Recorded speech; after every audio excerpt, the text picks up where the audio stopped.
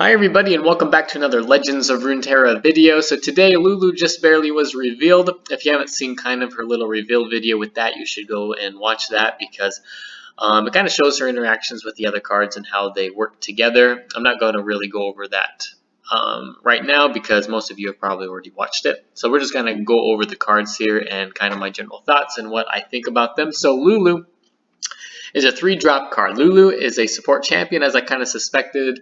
There were a few people thinking that she wouldn't be a support kind of unit, but I always thought that she would be. It kind of makes sense, and I also kind of thought that Pix was going to be a card as well that was a support unit, and I was right about that too.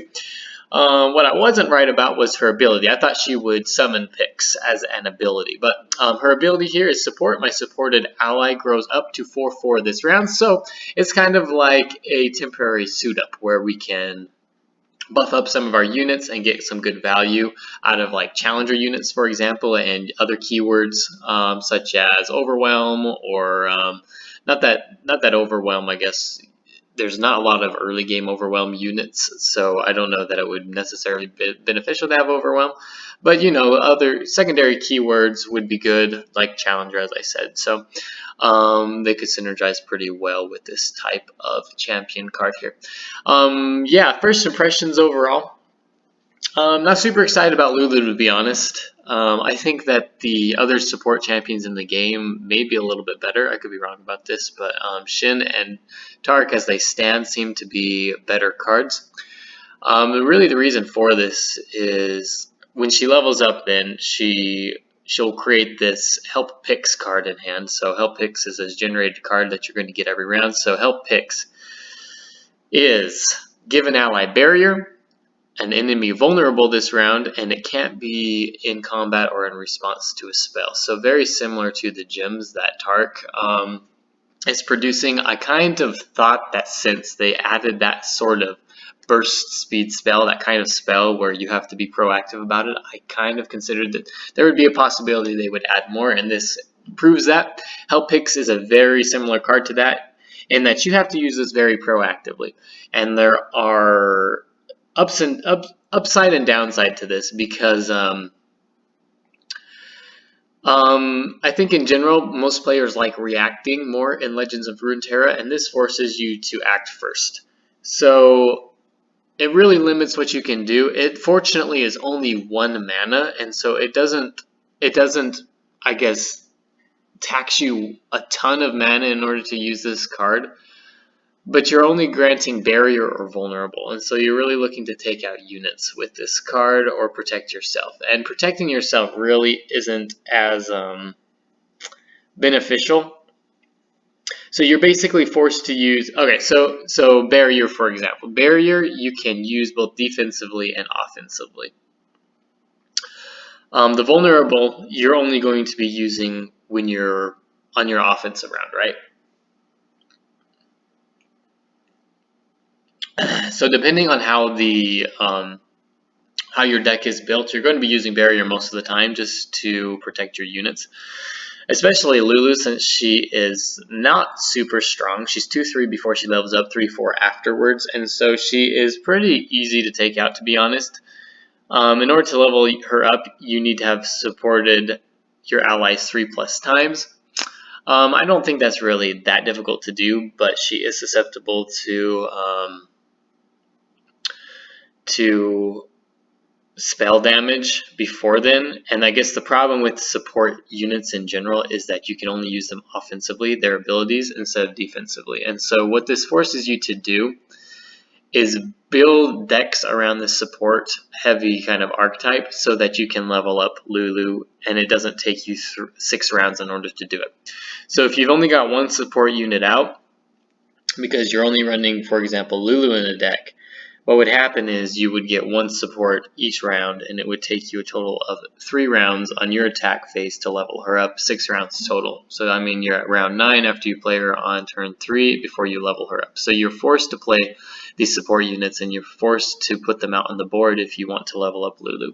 Very important. So it makes her honestly a little bit slow and also linear in the way that you can build decks. You really have to, in order to capitalize on her ability, you have to build a support deck. That is basically how she's constructed. So then we get this help picks card out, and we're almost forced every time to use barrier because we want to protect Lulu, so we get more so that we're generating this help picks a little bit more. So I'm not super hot on Lulu right now. Again, this may completely change once I see more gameplay of her and maybe construct decks around her, but I don't really see her as being a meta-changing, meta-defining champion, and I don't really see her creating a whole bunch of decks at this moment. I'll have to think about it a little bit more. Alright, and then I forgot, when she levels up, her supported ally grows to 5/5. So, I mean, we do create a lot of sustainability for units that are attacking.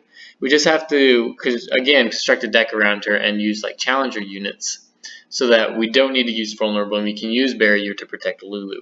That's kind of what my thoughts are on Lulu. Okay, so this next card, Lulu's Whimsy. Transform a follower into a 1/1 squirrel. So the 1/1 squirrel is over here, and it's pretty funny art, to be honest. A burst speed spell, which is nice, and you can use it when you're attacking or defending, so you can surprise your enemy. It's a 4-mana spell, so I think it's pretty fair because every time you're using, they can't block it. I suppose if they had a Purify, they'd be able to use that on the squirrel probably. And like any others. Combat tricks that they have, like barrier to protect it, depending on what it is. It is only transforming follower. It cannot target champions, so that does somewhat limit its use, but it can be very effective late game if you use it on bigger units. And you can use it on things with Fearsome, get rid of Fearsome, which is really nice. You can get rid of things with Overwhelm, which is really nice. So you can use it to, I guess, to stall out a little bit more, which really goes back into the Tasty Fae Folk and like the lifesteal sort of option for this Ionia deck. This kind of concept and archetype here, that we can possibly use Lulu as an early game champion to get to a late game finishing champion and late game kind of deck like that. Possibly a different way to play control. I don't know if Lulu is necessarily going to be fixed up for that because you're forced to use a lot of units rather than spells in this deck. However, the production of help picks may also kind of help us with that as well. So, I don't know, just kind of interesting, and we'll see once this comes out if it's actually viable in that sort of capacity. Alright, so the next card here is a 1-drop support unit. We were all kind of waiting for a 1-cost support unit, and it is in the form of Pix. Pix is a 0/1 unit, but honestly, it's a pretty awful turn 1 play. You would probably never play this turn 1 because, especially if you're attacking, you don't get a lot of value out of it. So you're not damaging the unit. If you're using this to defend, you're not damaging the enemy. You're just protecting your Nexus. And 2, you need a unit to support. So round 1, this unit is pretty much garbage. Unless you're developing. So you have a unit in hand like the Flower Child that's going to come out the next round. You're granting it +2/+1, granting it more health, more sustainability. It gets another 2 attacks, so all of a sudden it's a 5/3 unit, I believe, which could be really, really strong. A really, really strong turn 2 play. There are probably better options there, and there are more powerful turn 2 plays, like, for example, the Flower Child is being compared to the the Greenglade Protector, the Bright Steel Protector, I believe, and the Everglade, my goodness. They're like all sound the same. Anyway, the Bright Steel round 2 card that you can play, it allows you to get 6 damage onto the enemy Nexus, which is a little bit more powerful than the Pix and the Flower Child combo. Yeah, so I think Pix would be better used with something like the Fleet Feather Tracker, to be honest, rather than the Flower Child. So I would see this pairing with Demacia a little bit better and other units with Challenger, just so that you can protect Pix and get more value out of it. Again, the support archetype, I'm not super on board with this archetype, mostly because it is a attack only archetype. You don't get any value out of it defensively. I mean, then there are a lot of other decks like that as well, but a lot of these units are pretty weak when you're defending with them. So that's kind of my main reservation with this. Alright, so this other card down here, the Fey Guide, we're granting an ally elusive.